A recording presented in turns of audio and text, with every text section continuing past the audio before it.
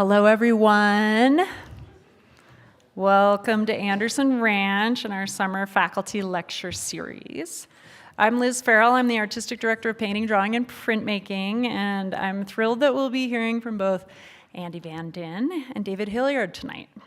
Before we begin, please take a moment to silence your cell phones. I'd also like to remind everyone to attend the ranch-wide orientation right here in Shermer tomorrow morning at 8:45. So we'll meet right here and you'll go from there.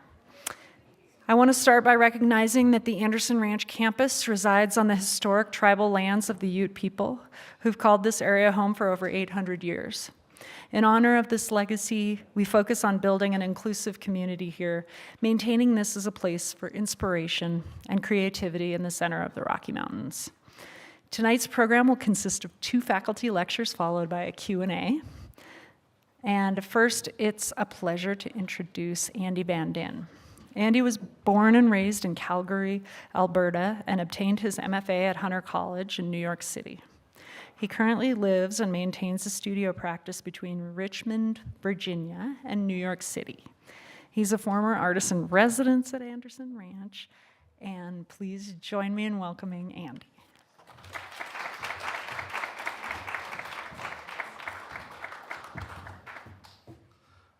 Thanks for the intro, Liz.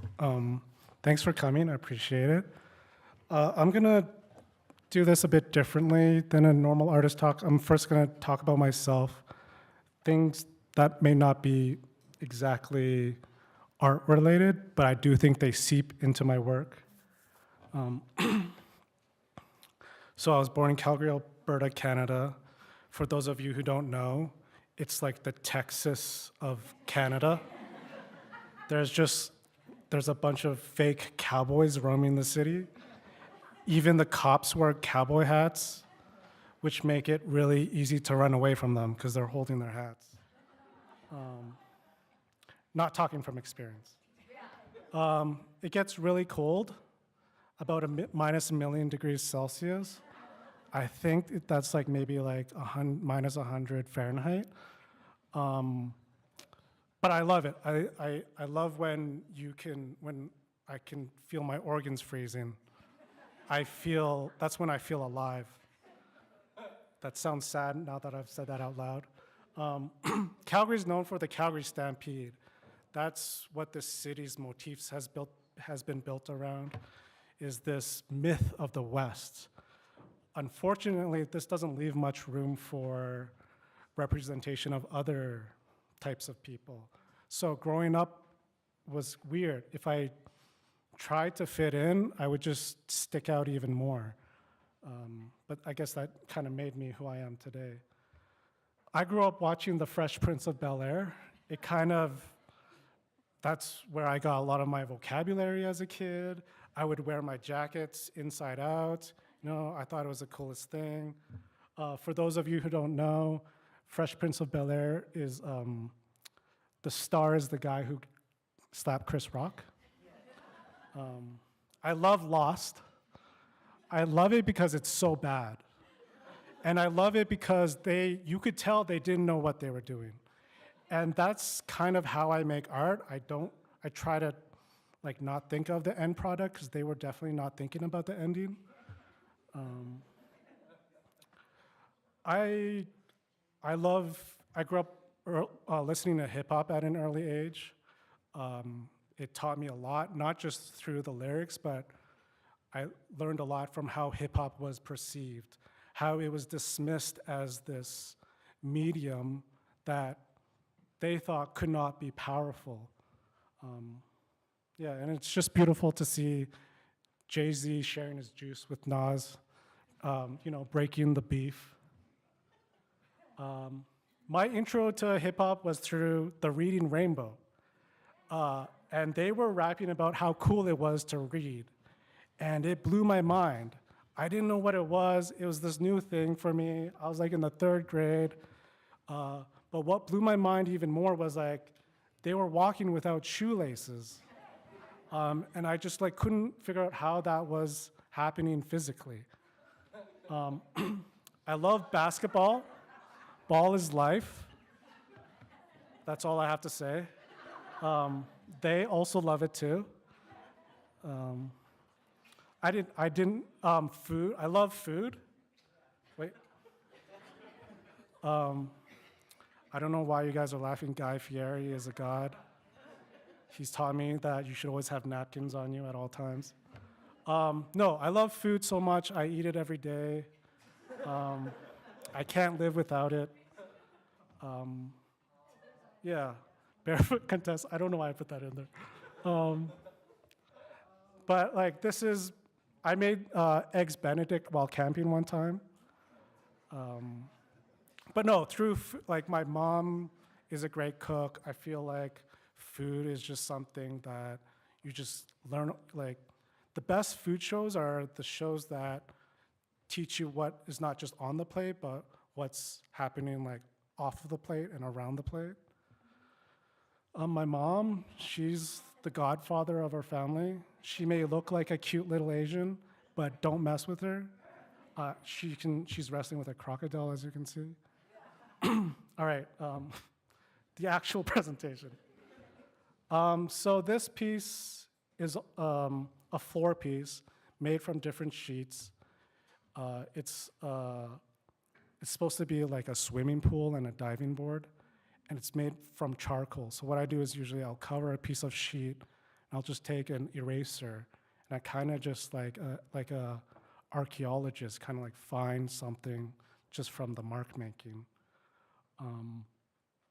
And a lot of my work, I guess I should first say, is directly, but I think maybe more indirectly about the Vietnamese diaspora, how it's affected me on a daily basis.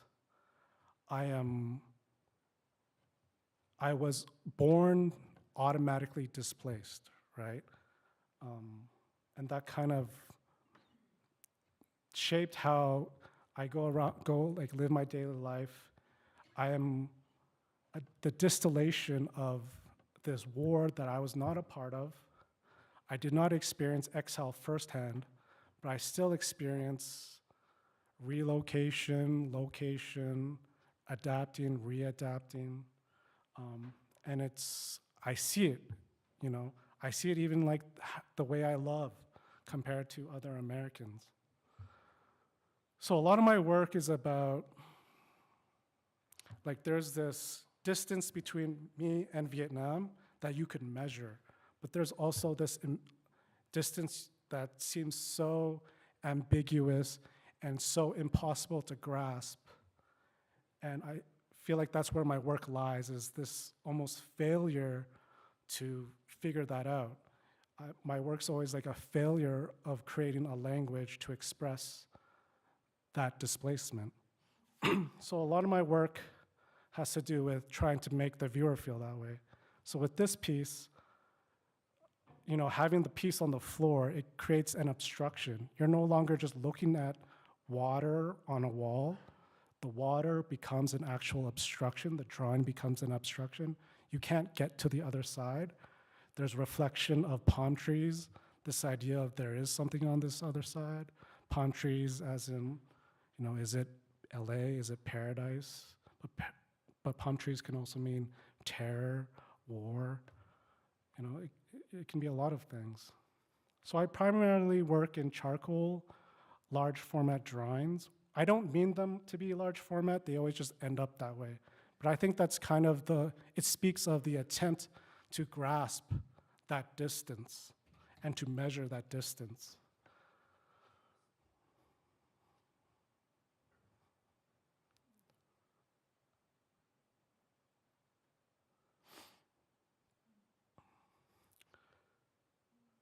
So I was lucky enough to get a travel grant to go to Vietnam for the first time. My parents never wanted me to, and I brought my mom. But within a week, my mom was like, Andy, I've been here before. Why didn't you take me to Europe? But the trip was, even though she said that, it was still very emotional. It was great to have these imagery that I could connect to the stories my parents would tell me. But I found something really interesting, that I was sold this false narrative of Vietnam. Vietnam's stuck in a time period, nothing before, nothing after, just war, right? But I am the distillation, and many people are the distillation of thousands of years of interactions.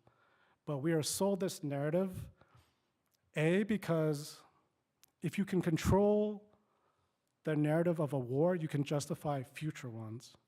And so many people are left with just these cliches, right? I try not to use imagery of the war because that's not what I experience. But sometimes it feels like that's the easy fallback. But those are cliches, and I don't want to romanticize my history just like colonists romanticizes many other histories.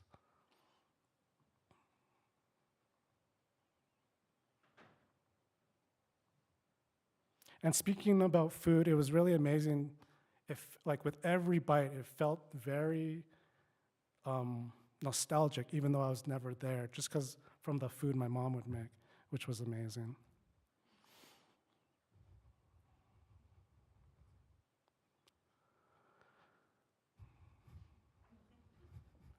So more charcoal drawings, and maybe more imagery. I try not to I kind of try to just naturally let the imagery of the things I saw just seep through my pores. I didn't really try to force it. A lot of my work has imagery of water and smoke, because when you're in water, it feels like you're both constricted but free at the same time. You can see through water, but it would be really hard to walk through a long distance of water. And same with smoke. Smoke obscures your view. Things can feel close and near at the same time. Just like when you look through a microscope, it looks like it's so far away, but also it looks like it feels so far away. But it's actually just this far from you, right? Which is such an odd feeling. Another diving board, I was really into David Hockney, but also this idea of luxury that I think I was really interested in at the time. And here's the basketball and imagery coming up. I love sports because if you're smart enough, you can play around the rules. And there's always, usually in most sports, you rely on your opponent to get better, but also they're usually trying to stop you from getting to the other side. And I just like basketball, so usually I just put it in my work, to be honest. I started using graphite transfer paper as a medium. It was something my mom would use as a seamstress to transfer clothing patterns to fabric. And I just saw it in an art store one day, and I had this immediate connection. So I started doing clothing patterns and then other imagery. And normally I won't show the actual clothing patterns. I won't show the original, and I won't show the transfer. I'll just show the carbon paper. So then the paper itself becomes a stand-in for a place of nowhere, limbo, the tool of transitioning, translating. I don't know if you can see it very well in this image, but there's the lines, the ghostly lines are from the clothing patterns. So you're left with these ghostly lines. And then the lines become a cartography, they become a map, they become labor, play, sculptural, then they turn into the body, and then back to clothing patterns.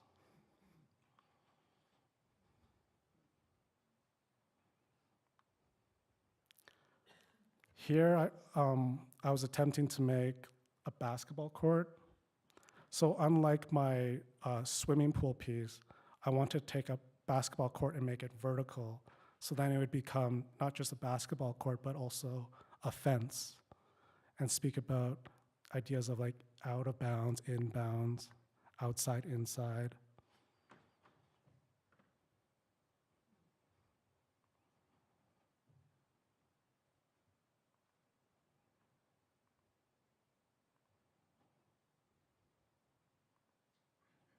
So here would be an example of a transfer, like the aftermath. I think I have another example of that. And then here I started using text, which normally I wouldn't do because text scares me.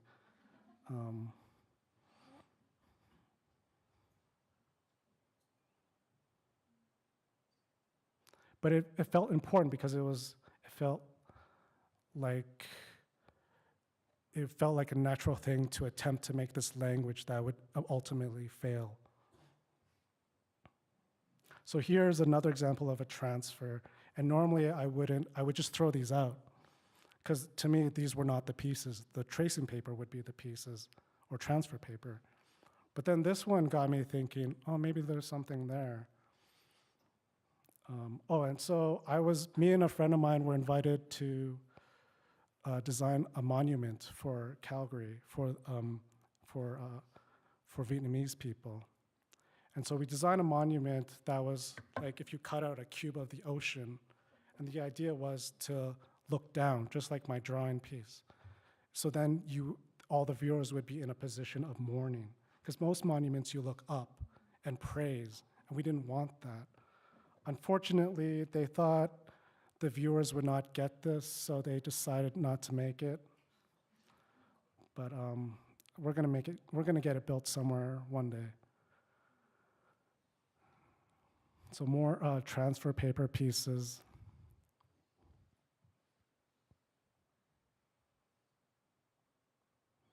And then this is the aftermath. And then I would go back and use charcoal and erase and add. And then the monument started becoming this motif in a lot of my works.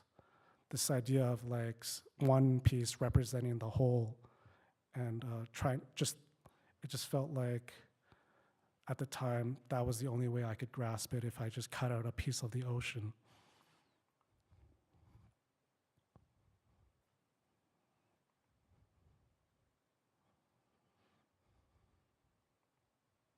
So here's an example of how, like, for those of you who don't know how transfer paper works, you would lay the transfer paper onto something, then you would lay your pattern, and then with pressure, the carbon would release, and you were left with these ghostly lines. And then I started working on fabric, just because it seemed like the next step, because it was just around me a lot. And then it just seemed like, this is what I made at Anderson Ranch last year, which was actually a big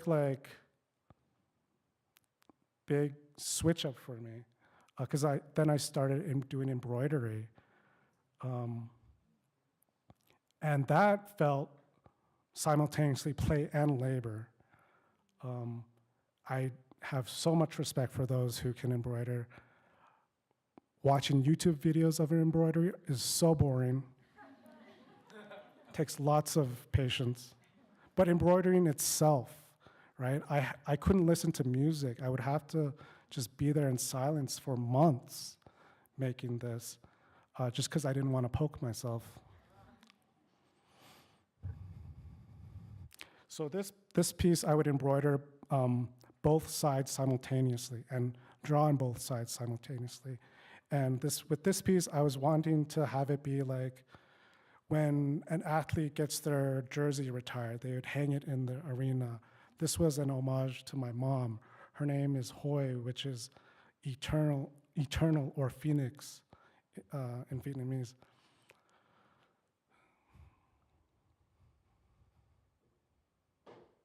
So yeah, I wanted it to be like a banner.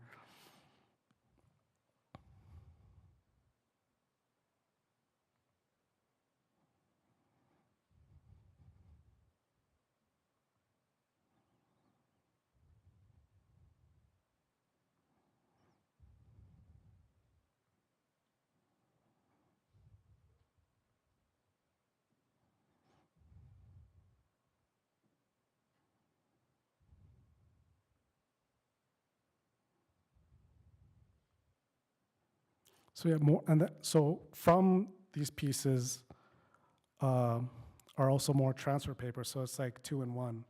So I'm kind of cheating.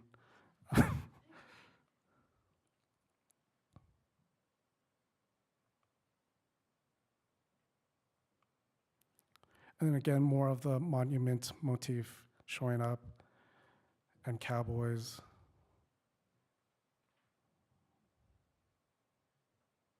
And I get this question every time, like how do I not rip the pieces because they're so fragile? I've ripped every single one. But that's part of it, right?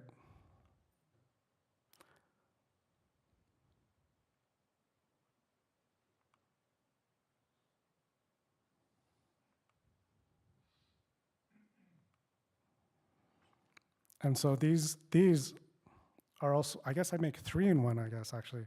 So these are also from these and from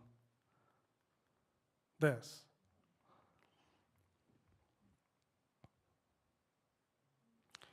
And I try to go in blindly at first. I try not to, I try not to look at them. It's really hard though. And then I'll go back and add pencil or whatnot.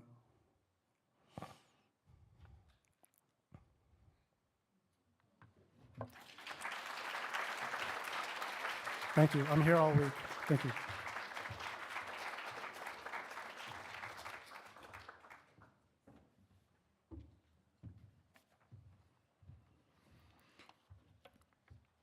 Thank you, Andy. It's an honor to introduce David Hilliard. David is widely published and exhibits nationally and internationally. He has received numerous awards, including the Fulbright Grant and Guggenheim Fellowship. His photographs can be found in the Whitney Museum of American Art in New York, the National Portrait Gallery in Washington, and the Museum of Fine Arts in Boston, among many others. David has taught at the Ranch many times, and we're lucky to have him back this week. Please join me in welcoming David Hilliard.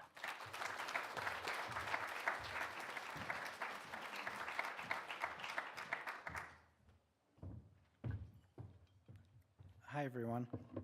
Thank you for the introduction. And what a nice lecture to follow. That was really enjoyable. I'm going to set a timer because I'm just going to stop after the time. I don't want to be that person.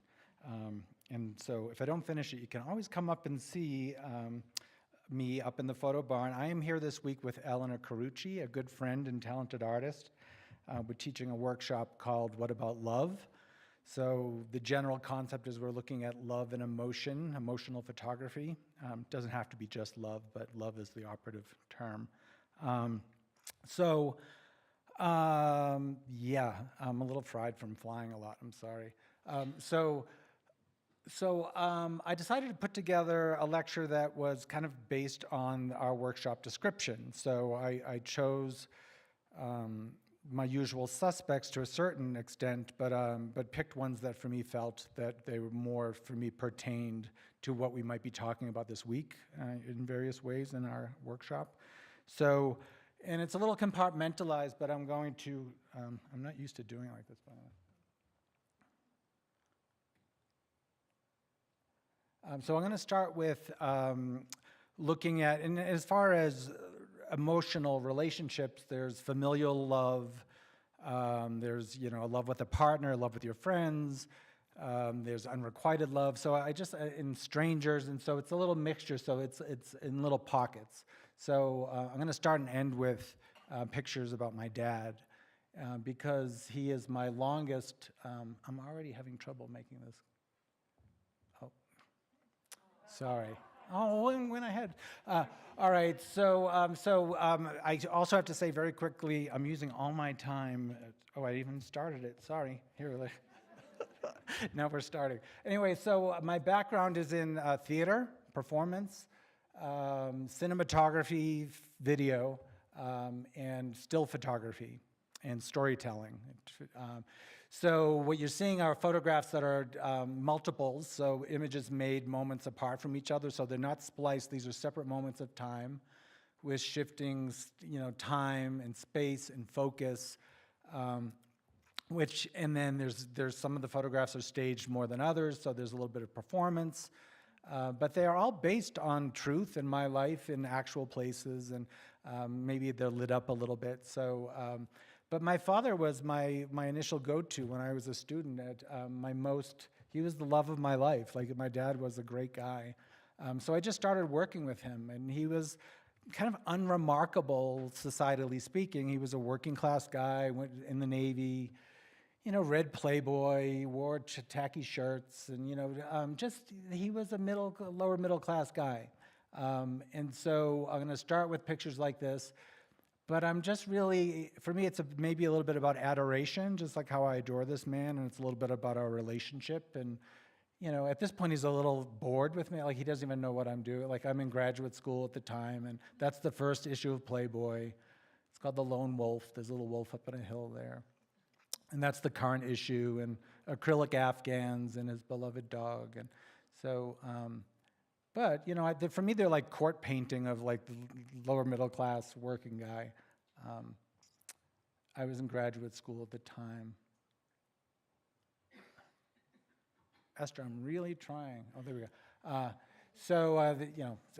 I'm not going to talk about every picture.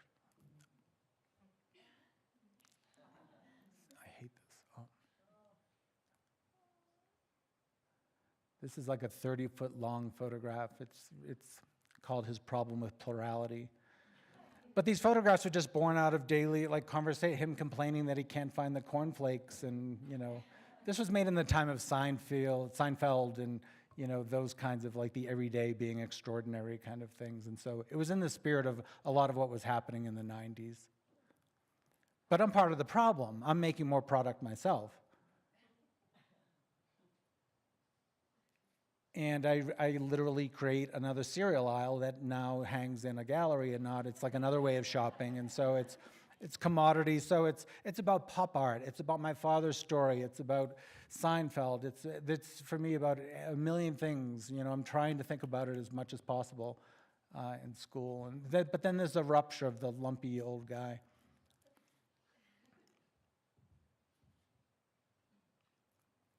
And I'm jumping ahead. As the work went on, I realized that I was kind of casting him as a bit of a one-liner, that he's not just this laughable guy. He was also isolated and lonely, and never really fully finished his education, and was divorced. Anyway, so what I'm showing you today is I'm going through. So this is, just so you know, this is the final photograph, and then I like to bring you through the details, because I also try to make each photograph in and of itself a complete photograph, and with thinking about all the genres of art making. So we have like a still life moment here, the tools resting, a portrait moment, a landscape. But together they tell the story of a guy who might be a little bit lonely. This is a picture that I just recently unearthed, that I don't know why I never found this picture, but it's called Vigil.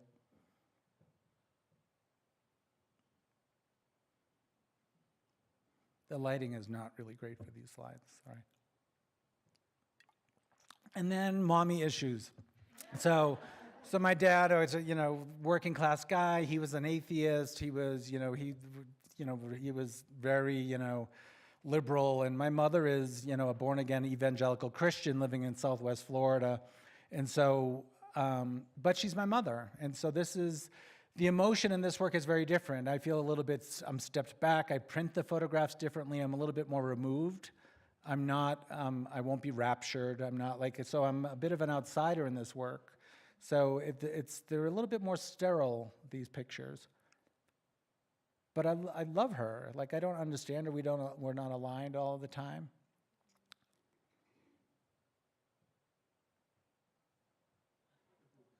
So, there's millions of stories, and and with more time in different contexts, there's a lot behind these pictures.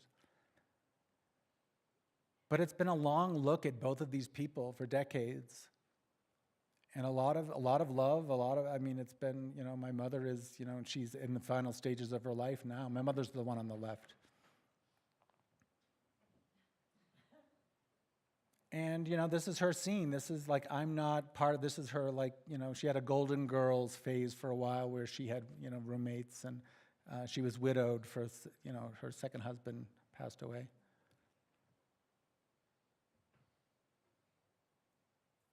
But there's love there. It's not me. I'm a bit of an outsider in this. I'm a little bit excluded. But I bear witness more. I'm less involved in this work, as far as a participant. This is called When Lips and Skin Remember. So this is her second husband. And, they were pretty active. I joke, I always say the same thing. It's like From Here to Eternity meets like AARP. It's like right in, it's this kind of sexy geriatric moment. Like, not geriatric, I'm like, but it's all kidding aside, this is love, this is her life, and these are her choices, and I'm, although I joke about this work, like I respect her, I have no choice but to kind of accept. It's a lot of acceptance in this work. And there's a lot of emotion for me in this work. There's a lot of, and I won't lie, it's a little therapeutic. I go there and I photograph, and I have the camera as a foil. Like, there's always, so this is called No More Tears.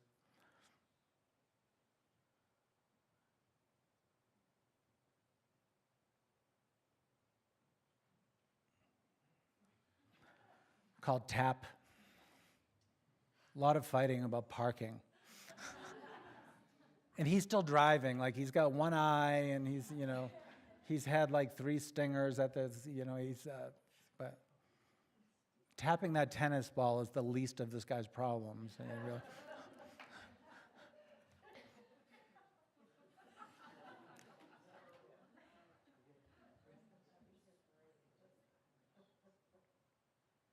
This is called Perennial. It's at a Walmart. It's every flower in bloom at the same time. It's Walmart, it's the rapture. But truth be told, since we're talking about process tonight, like I had my mother in the middle panel, and I was making my version of the cereal aisle picture of my father that I made years earlier. And it was terrible, it just wasn't working. And then she stepped out of the frame, and it was the surprise of that like light. It's like, oh my God, that's the picture, that's the portrait of my mother.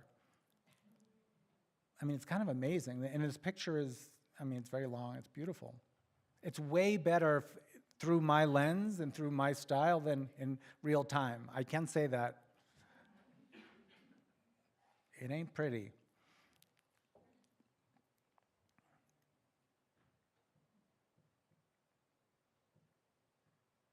And this is Jesus in the guest room. So this is what I wake up to every morning. So this is at dawn. And then this is 2 feet to the right. It's the holographic Jesus. It becomes the Shroud of Turin. So this is at dusk. They're kind of beautiful as a pair.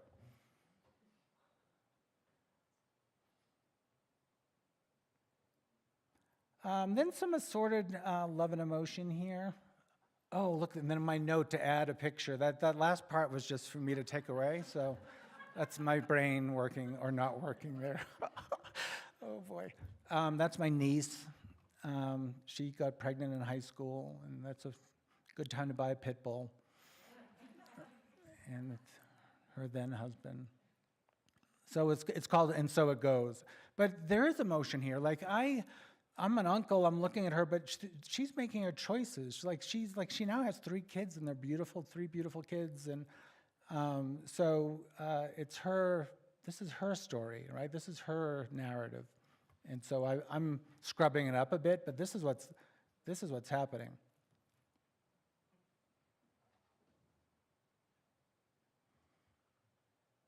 This is called Of a Certain Temperance. When do you stop being like a hip? Like, when do you lose that bike kind of thing? Like, it's a demographic that's it's like early 30s, this couple. But it's an emotional standoff. She broke up with him right after this pic. So she looks totally beset upon by this guy, but she holds all the cards. For me, like he's looking for approval. He's a tattoo artist, in case you might be wondering.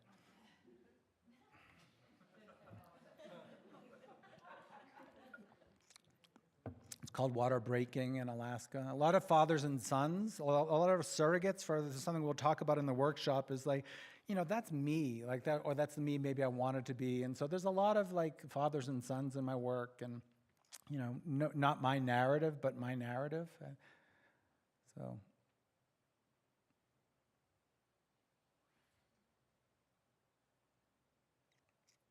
Called Boys Tethered, being 15, your body changing like weather, like a foggy day. This grim kind of primary colors, being connected and disconnected emotionally and physically.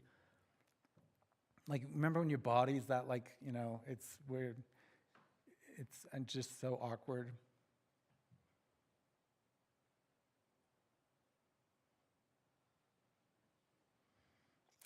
This is Andrea Wallace and the very young Beau that I took her.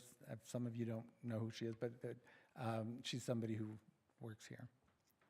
So I've been photographing Andrea and her son Beau. She also photographs her relationship with her son. So whenever over the years, I've made lots of pictures of them together.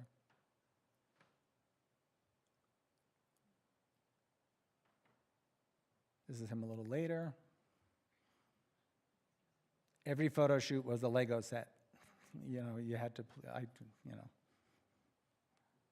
He said, I'll do it for 2 Lego sets.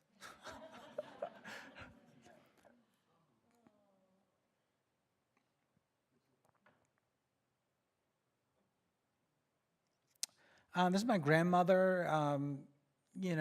She was getting older. It's like there was this moment where she was so elegant, and like the yard was always so beautiful, and the lawn perfectly chemically treated, and it's all everything as it should. But as she got older, it's like, so my idea for this photograph was, and it's a totally built photograph, was what is she looking up at? Is she like waiting for the last leaf to fall, or is she, she didn't live much longer than this photo. Like she passed away not long after this photograph.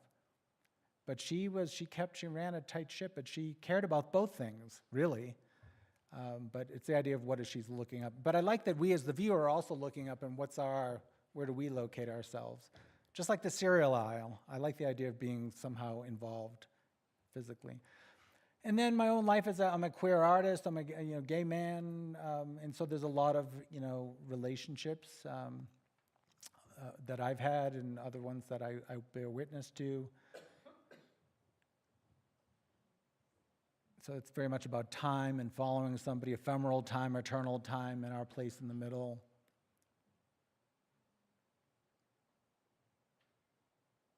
Totally like romantic. Like this is after graduate school, and I was in love. I was living in Barcelona, and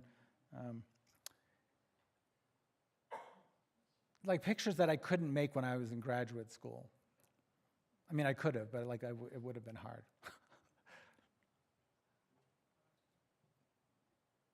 Called Kiss. This kind of voyeuristic look through a door. Love.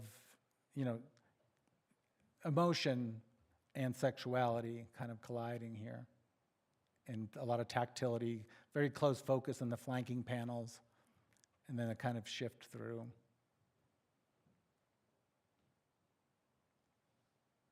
Black Sheep, another couple in Fort Lauderdale.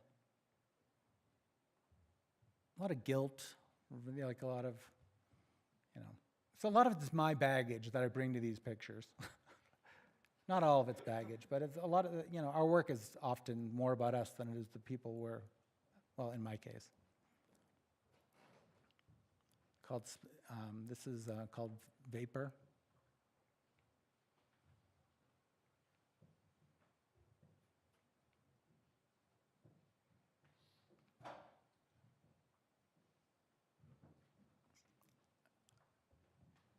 So again, another photo, for me, an ultimate photograph about love, really.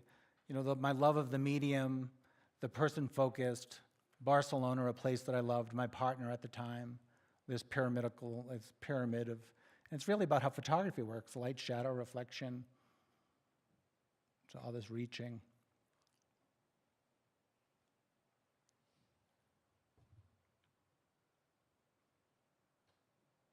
Day books.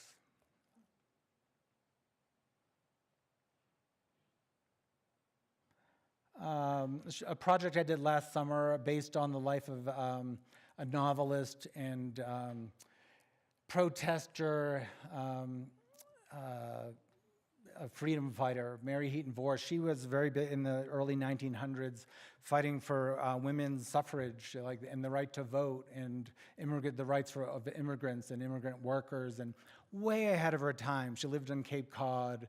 You know, she paved so many ways for people to have a fuller voice, and not a lot of people know about her, but it's somebody that I've always appreciated. But she lived on Cape Cod, and her home is, so all this work I made over like a summer were these collaborative portraits, and this is an actress performing her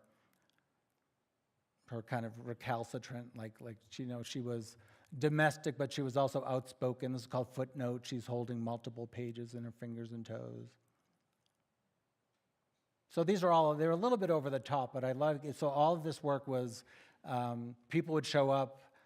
I was doing a residency, this is in Provincetown, and I would make portraits.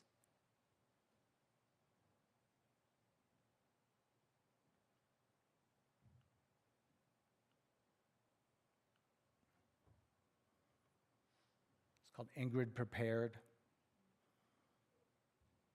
You know, everybody brought what they wanted to wear. She came out, she had like a different wig on every day, and like she came in a trench coat and with her Bibles.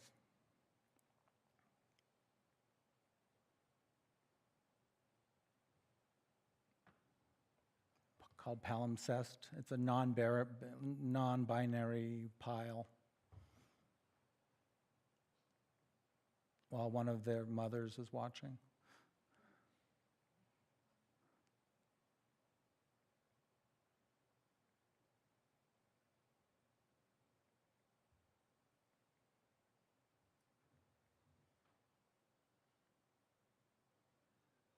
And so it was very freeing. It was you know, a little bit about me, but like everybody could design their own moment, and but it just lasted for a summer. This is Amy Arbus, the daughter of Dion Arbus. It's called Amy Awake, not knowing if it's dawn or dusk.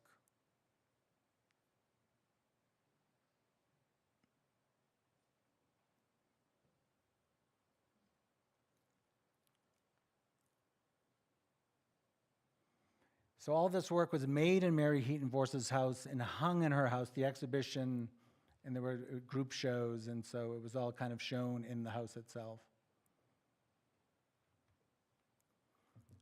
So it was a, you know, beginning, middle, end kind of project. Some of my projects are ongoing, but this just had a short life, this project.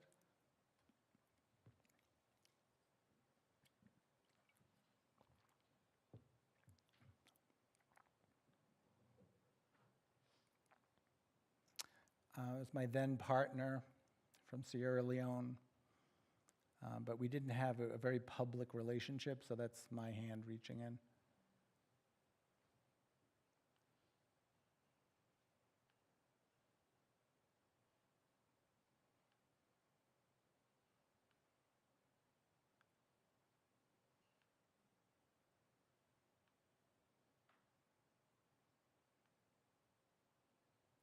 Called Forever Whatever.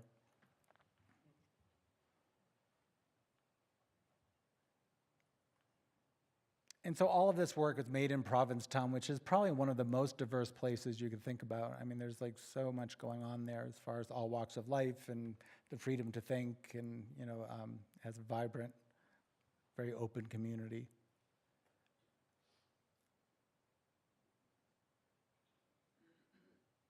It's called Water Still Deep.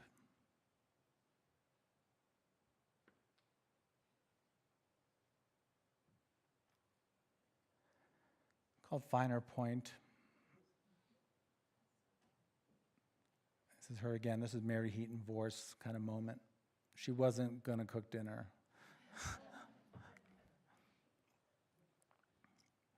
Called Two Bottle Morning.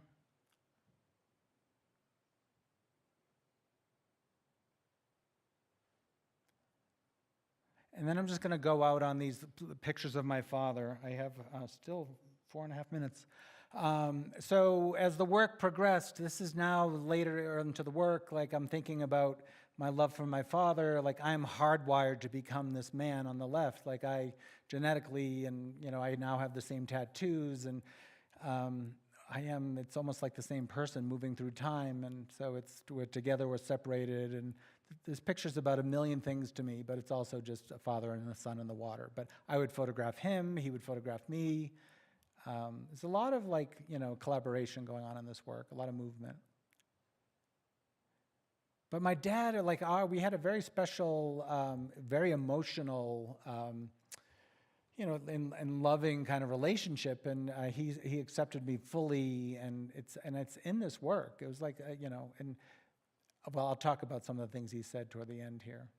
And although he never really even finished high school, my dad was very smart. Like my dad was self-taught, and when we were kids, he had us reading like Walden Pond, and thinking about the existentialists, and he had beautiful penmanship, and he was always striving towards self-improvement. He was very comfortable putting himself out there as the Playboy reading Hawaiian shirt guy, but he had a little sense of, he had a lot of regret about not being able to kind of, do things that I had a little bit more freedom to do, or more access to. But you see he's making spelling mistakes, there's whiteout, it's full of, it's all, but I mean, look at that, it was remarkable. And he had volumes of these books that he would keep. They were journals, he called them, but he kept, really, he wrote, he was always writing. So older men, like sensitive photographs of these kinds of guys eating snickerdoodles.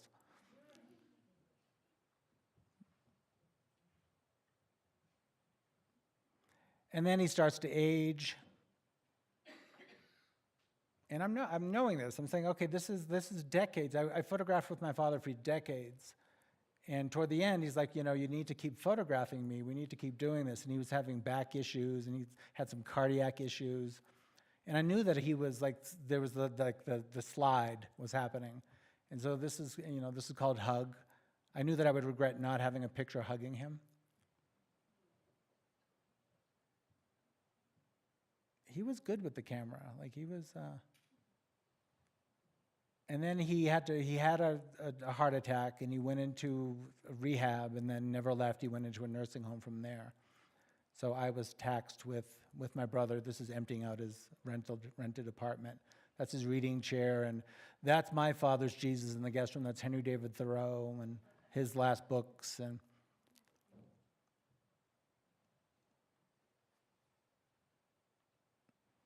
And he also had the beginning of dementia. We didn't know it exactly at the time, but he was repeating himself a lot. But we found his crib notes. So that's his writing. So to keep his mind sharp. These were things that he was repeating a lot and just trying to keep himself sharp.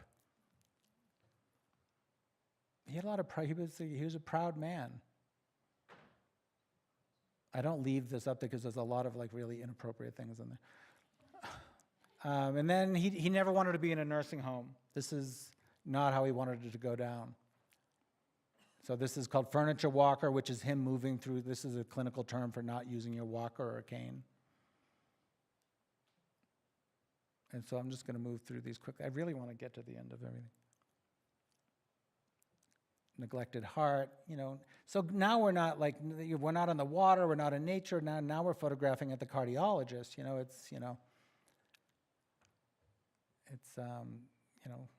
he said, and he was losing his memory, and he said to me, you've got to keep making this work. It's your best work, So he really, but he enjoyed the process. He loved, and he was nominated Mardi Gras King. So this is. Oops, that's my timer. I'm gonna finish though. I'm almost done. Stop.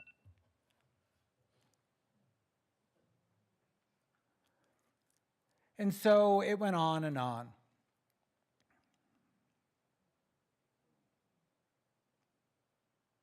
And it doesn't get better, So the nature that he loved is now out of reach. I'm telling you the obvious here, but and this is not a unique. Many of us in this room have experienced these kinds of moments. It's the way it goes. A Jungle Book. Lion King. And at the end, my father, the atheist, asked me if I would get him a rosary beads. He was raised Catholic, so, hedge your bets. And and then he got new dentures, so it's his old pair from the 1950s, a new set of dentures. This is the last picture I made of my father. I did not know that it was going to be the last picture. It's such a grim photograph. It's called Another Bite, but there weren't many more bites. That very same week, COVID went through the nursing home in Massachusetts where he was, and it killed 19 residents, like in just over a week, including my father.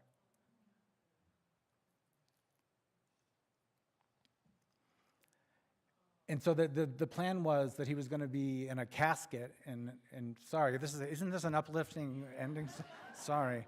But anyway, so that couldn't be, because it was kind of like, back in the day with HIV and AIDS, like the bodies that we don't understand and don't feel like, they just wanted to cremate COVID people right away. And what could you do? People couldn't gather anyway. So long story short is I had my father's body in a box that he didn't want to be cremated. It was not his wish. He said, I don't want to be put in a vase. So my brother and I found something that did not look like a vase, that looked more like a casket. I found this table. And one of the things during my grieving, because I had him for 2 years before we could bury him, is that I just took him to a lot of the same places where some of these pictures were made. And so we did this, just spending time with him. And so it's dad at blah, blah, blah, dad at blah, blah, blah.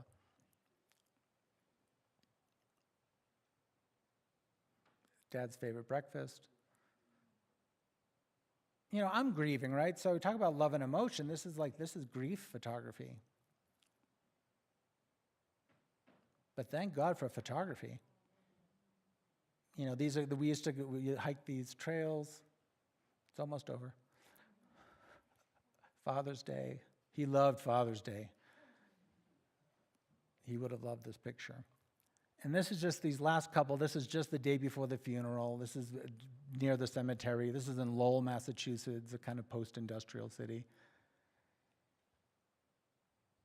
That's the Concord River, which is back to Thoreau and the existentialists, and it runs by the cemetery, and so things are coming together. All this alignment is happening.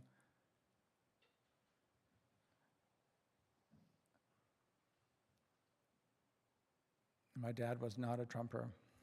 He would have appreciated that. And that's my father, his carbon footprint continued. That's his last mail that he was getting. And then I'm going to end with these last few pictures. I thought this project was over. I thought, okay, it's going to end with these boxes, the cremains. But then last minute, I was invited to be in this group show with photographers from the state of Maine. I have a home in Maine. I don't live in Maine, but I go there a lot. And we all had a word. We had to use, every artist in this group exhibition, and the word was haunted.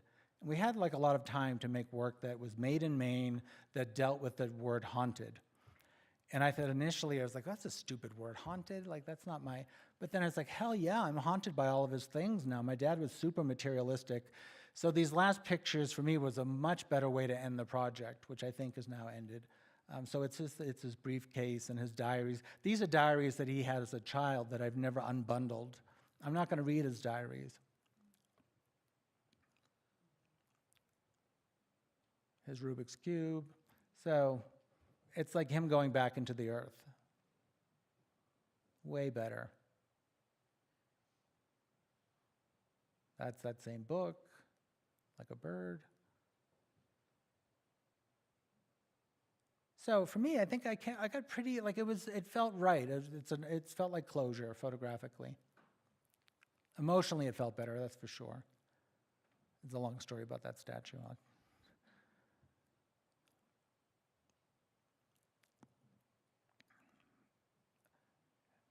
And these last two, this is a ship is a motif that's in a lot of the work. That he made that when he was a kid.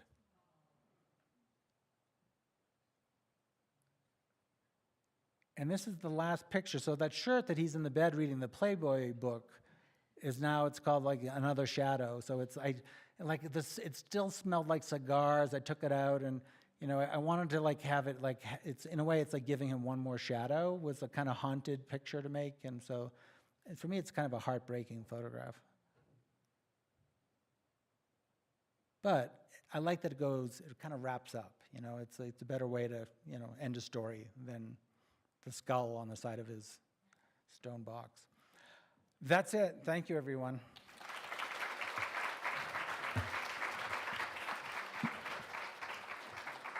Thank you both. We're going to invite Andy up here too and take a second to do a Q&A. I'm going to bring your chair over. Oh, yeah, okay. Does anybody have any questions? Raise your hand and I will bring the microphone to you.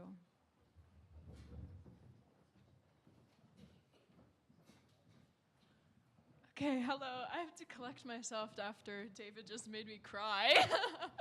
But I had a question for Andy.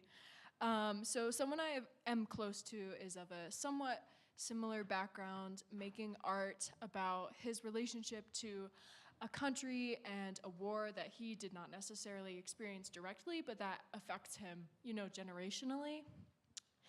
So I was wondering if you could talk more about how you navigate that relationship and that distance in a way that feels both respectful and authentic to you, because that is something that he thinks about. Really good question. I try not to. I feel like I try not to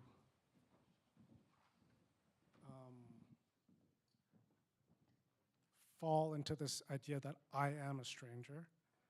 I don't want to admit that, whether a stranger here or in Vietnam.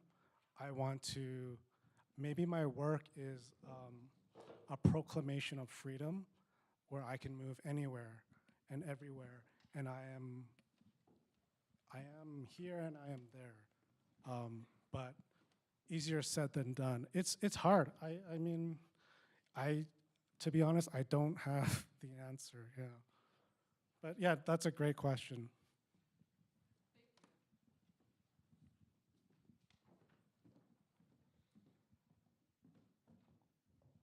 Thank you both for really great lectures.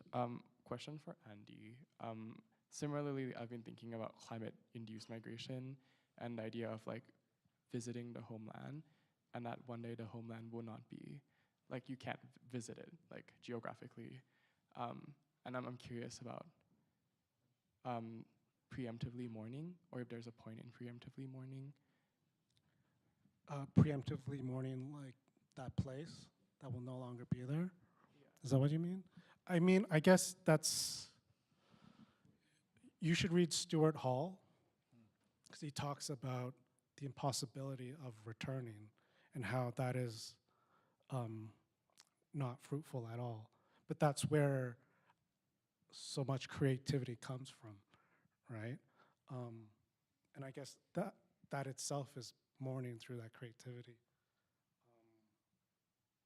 Yeah, that's really sad. But I mean, when I went to Vietnam, it was like this double strangeness, right? I look like I belong there, but I don't fit in. I feel like I belong here, but I don't look like I do maybe, right? So you're never gonna win. And yeah, it's a weird one, yeah. David, I have a question for you. I've watched you talk about your work over the years, and I'm wondering, and watching sort of the relationship with your father unfold before my eyes, and I'm wondering how you view that project differently now that he's passed, or if it's the same for you, or if it has changed. Boy, these questions are tough tonight. I'm really proud of that project. Like, I'm one of the most insecure people you're ever gonna meet, and you know, about a lot of things, about work that I make, but when I look at the work of my father, it's like, you know, I feel at the time that I was making it, is this working? Okay. At the time I was making it, it felt really enjoyable, and it was doing everything that it should do. It was satisfying me, and it was getting some response. My dad was happy, and so it was working then, and And then looking back now, looking at it, like I still feel really good about, I mean, you could ask me about a lot of other work and I might not have this response, but I think it gets better. I really, and I think it's kind of universal. We all have a parent, for better or worse, like we all have different relationships with them. We all went through COVID. We all so it also hits all of that. It's like my story, it's not my story. And so I don't feel it's like it is overtly like there's a lot of navel gazing in the work, but I also feel like it's open enough that there's a lot of room for people to move around in it, and there's a little bit of humor, and so every time I feel proud of it. So and trust me, I don't always say that about myself. So it feels like it held up then, and it holds up now, I think. And so yeah, thank you. Okay, hold on one second here. Okay. Hi, I had a question about, well, David, you mentioned in your lecture the confluence of love and acceptance, and I found myself coming back to that throughout your lecture and thinking about that a lot. And you had a complicated relationship with your parents, and I found myself thinking about Andy also making the work about your mother and putting her name on your on the banners. And I'm wondering if you could both talk a little bit about how you connected with these people that are, that lived before you got here, and they're complicated, and what maybe you learned through the work about them in your relationship. Sure. Well,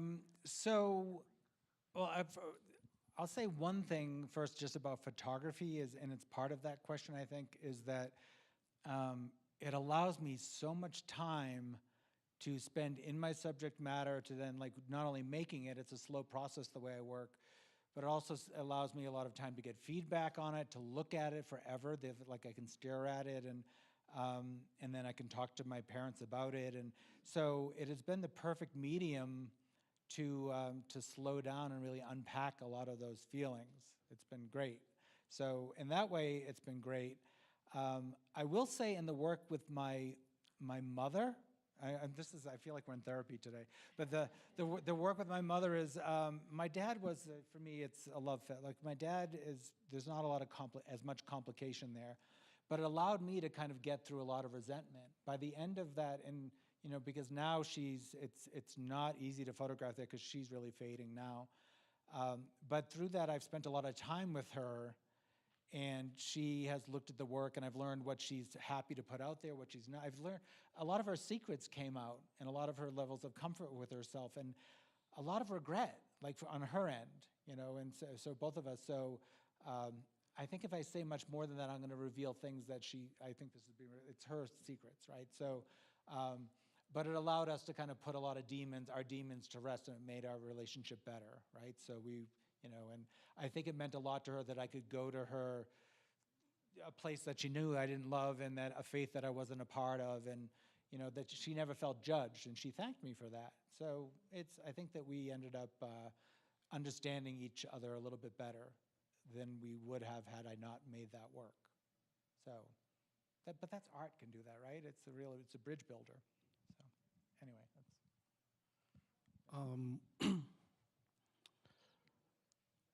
My parents sacrificed a lot. I knew that at a young age because they would definitely remind me of that. Like my mom was a seamstress. She was also a reupholsterer. So the way she would punish me was I would have to take out the staples out of the old cushions. So like she would get work done, but also discipline me, right? But making the work, especially the embroidery, I felt a lot of guilt because it's the same action she would do, but she had more on the line. I get to have a privilege where I get to play. So I learned that, yeah, when I make work, whether it was before subconscious or not, there's always this guilt of what I get to do. And I'm pretty lazy, so I feel bad.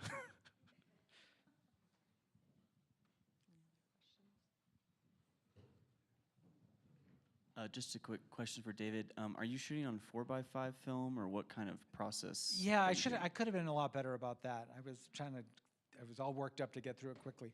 So I'm using a 4x5 camera. I'm shooting film, Kodak. You know, they don't make it's portraits, 160 analog film, and I'm.